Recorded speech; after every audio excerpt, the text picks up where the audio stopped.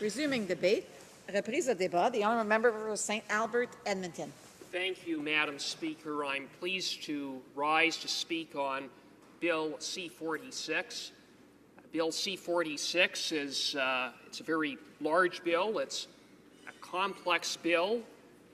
It purports to amend many sections of the criminal code relating to impaired driving, among other offenses. In the 20 minutes that I have, I won't have the opportunity to address all aspects of the bill. But let me say at the outset that there are some good aspects, some positive aspects to Bill C-46. And at the same time, there are also issues that I believe are a cause for concern. And there's no doubt that once this bill is voted on at second reading, it will make its way to committee. After all, it's government legislation. We have a majority government.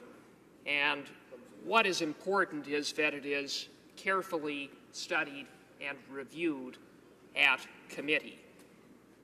There are really two main parts to Bill C-46. Part one deals with drug-impaired driving and drug-impaired offenses. Part two deals with transportation offenses in the criminal code and alcohol-impaired driving. With respect to drug-impaired driving, among the things that Bill C-46 would provide for is to allow law enforcement, upon having a reasonable suspicion that a motorist is drug impaired, to require that motorist to undertake a screening test to determine whether or not they are in fact drug impaired. It would be an oral saliva test, and it would detect THC levels in the individual. Additionally, the government has put forward recommendations with respect to 3 new offenses related to drug-impaired driving that would relate to levels of THC. Now, Madam Speaker, there are some issues of concern with respect to the approach that the government is undertaking in terms of measuring impairment by THC levels. After all, Madam Speaker, there is not a direct correlation necessarily between THC levels and impairment. THC can depend on any number of things, including how THC came into the body, also in terms of whether an individual is a regular user of marijuana or an occasional user of marijuana. That can impact upon THC levels in the body. We know, Madam Speaker, that THC can remain in the body for sometimes days or even weeks following marijuana use. One of the problems with toxicology tests in the case of marijuana in terms of THC is that they tell us that someone used marijuana, but they don't necessarily tell us when they've used marijuana, much less whether they're impaired. And that's a problem. It's a problem, Madam Speaker, because in the case of the recommended offenses that the government has put forward, it's possible that an individual could have relatively low levels of THC but be really impaired to get behind the wheel. Then in other cases, you could have individuals with higher THC levels who are really not impaired, perhaps because they are a regular user of marijuana, again, having regard for the fact that THC can stay in the body for an extended period of time. So it really is a concern that the science isn't there. It's not in place to undertake, in all circumstances, a fully accurate assessment when it comes to whether someone behind the wheel is in fact drug impaired. Now, Madam Speaker, more broadly on the issue of drug impairment and what impact legalization is going to have on the safety of our roads, let me say what is clear, and that is that with legalization, more and more Canadians are going to use marijuana. I don't think, Madam Speaker, anyone disputes that reality. As a result, more and more individuals are going to be on the road who are drug impaired. And the consequence of that, Madam Speaker, is that there are going to be more injuries, more deaths, and more carnage on our roads. One need only look at, for example, the state of Colorado, which a few years back legalized marijuana. In the first year following legalization of marijuana in the state of Colorado, motor vehicle deaths attributable to drug impairment increased by a staggering 62%. 62%. And in the years since, we have seen an increase overall. That is a noticeable increase in deaths and injuries attributable to drug impairment in the state of Colorado. Madam Speaker, that is exactly what we have to look forward to in Canada, courtesy of this government's legalization legislation. Now, what is the government's plan in the face of those kind of statistics, evidence from nearby jurisdictions? What is their plan to deal with issues like keeping our roads safe? You know, it's nice and well to introduce a bill, as flawed as it is in so many respects, with as many unanswered questions as there are, but it's quite another to say, once we've passed the bill, once it becomes the law, as it almost certainly will, what are we actually going to do when it comes to enforcement, when it comes to keeping our roads safe? Madam Speaker, the answer is that this government doesn't have a plan. There is no plan to train police officers. There is no plan in terms of assisting municipalities with getting roadside screening devices. As far as I understand, there's even some question as to whether there is a ready, usable, reliable roadside screening device that could be utilized today. Notwithstanding that, Madam Speaker, what we get from this government, all we get from this government, is a rushed, fixed, arbitrary timeline of July 1st, 2018 to move forward with marijuana legalization. Now, with so many unanswered questions, there seems to be only one plausible explanation for why the government would be moving forward with the July 1st, 2018 timeline. And that is, I guess, it's so that the government can say that they actually kept, imagine that, one promise from the 2015 election. So, Madam Speaker, what we have is a government that is putting politics ahead of public health and public safety. And, Madam Speaker, that really is an abdication of leadership from this government, and all Canadians should be concerned. Now, Madam Speaker, I want to turn to the second part of Bill C-46, which deals with alcohol-impaired driving. There are some good aspects to the second part of Bill C-46. Among the changes brought forward by Bill C-46 is to strengthen some penalties for alcohol-impaired driving. Among the changes would be to increase the maximum penalty for individuals who drive impaired and cause death from a maximum term of imprisonment of 14 years up to life behind bars. And, Madam Speaker, I commend the government for moving forward with that change.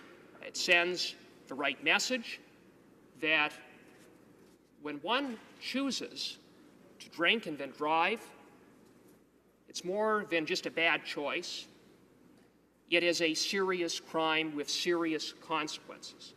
Consequences that can result, and far too often have resulted, in the loss of lives. And so in that regard, it is perfectly appropriate to say that individuals who commit such a crime need to be held, must be held, to the fullest extent of the law, with a penalty of as long as life behind bars.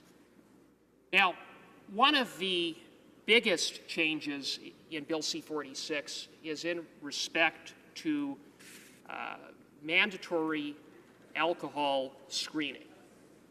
This is a major change, and I know there are differences of opinion, including in my own caucus, on this issue, but whatever one's view of mandatory alcohol screening, one must recognize that this constitutes a significant shift in the law. It really changes the relationship between an individual and law enforcement.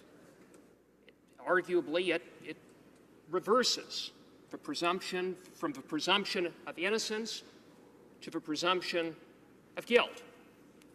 And while my mind is open to mandatory alcohol screening, I believe that caution is required, having regard for the significant infringement on individual liberty that mandatory alcohol screening will mean.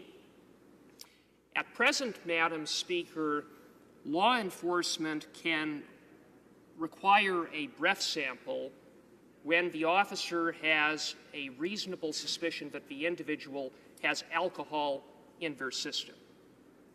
Now, there are some who would argue that mandatory alcohol screening, which would do away with the requirement of a reasonable suspicion, is really not that big of a change. They would note, and rightly so, that driving is not a right, it's a privilege. It is a highly regulated activity. In that regard, a police officer can stop a vehicle at random to ask for the driver's registration or proof of insurance or to assess their sobriety.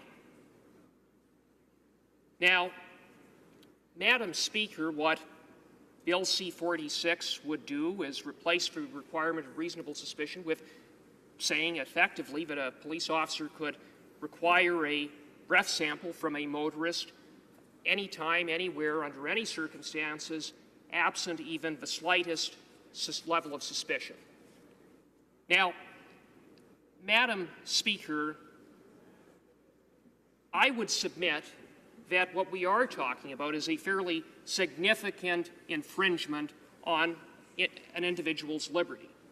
It's something far more significant than merely stopping a vehicle on the road and a police officer asking for their vehicle registration, and in the course of conversing with the individual motorist, the officer determines that the person may have alcohol in their system and consequently requests that the individual undertake a breath sample. In the case of mandatory screening, we're talking about a mandatory bodily sample, absent even the slightest level of suspicion. Whether that's a good thing or a bad thing, a needed thing or not, it's a big change. It is something that certainly would contravene Section 8 of the Charter, the right against unreasonable search and seizure. Now, it's quite possible, and I know the Minister of Justice has said that Department of Justice lawyers have advised her that it would be upheld under Section 1 of the Charter. Professor Hogg, certainly an esteemed constitutional expert, has given his opinion to suggest so similarly. But nonetheless, we are talking about a breach of charter rights, Section 8 and Section 9. And whether it's saved under Section 1, that's a matter to be litigated. But it highlights the fact that, as I say, we are talking about a breach of charter rights. And so the question then becomes, is it justified? Is it justified having regard for the seriousness of impaired driving? Frankly, too many Canadians who have lost their lives on the road as a result of an impaired driver. We see the statistics. The statistics are in some ways encouraging. Over the last 30 years, the number of people who are getting behind the wheel and impaired and causing injuries or deaths are being reduced. The numbers are going down. But nonetheless, Canada's level of injury and death as a result of impaired driving is well above most other countries in the Western world. And so it is a concern. And as a result, I say there is a legitimate debate, a legitimate reason to have a serious look at mandatory alcohol screening.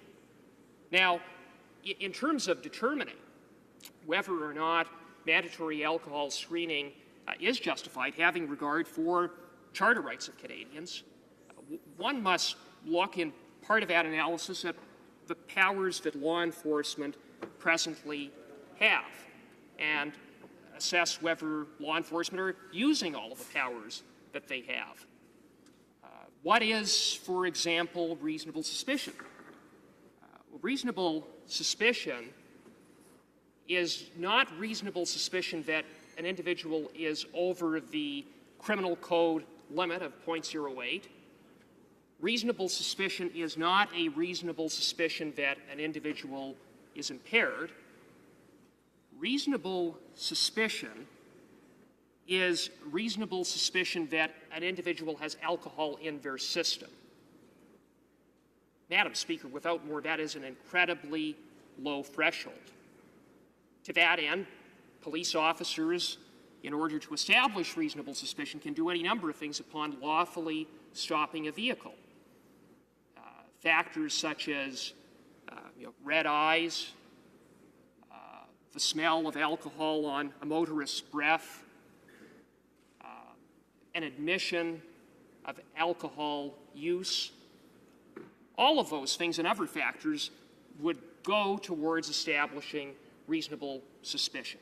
They don't require a mandatory alcohol test.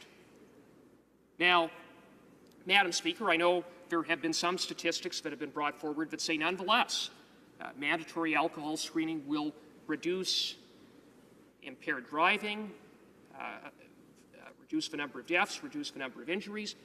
They also at the same time point to the fact that, according to some statistics, about 50% of the time law enforcement doesn't detect an impaired driver using simply talking and interacting with a motorist. So those are issues that need to be addressed. They need to be fleshed out. It's why, Madam Speaker, I support the bill in principle to get it to committee for further study and further review. While there are some good aspects to this bill, there are also many unanswered questions that need to be answered, and quite frankly, it probably requires many amendments to get this bill right. Thank you, Madam Speaker. Questions and comments?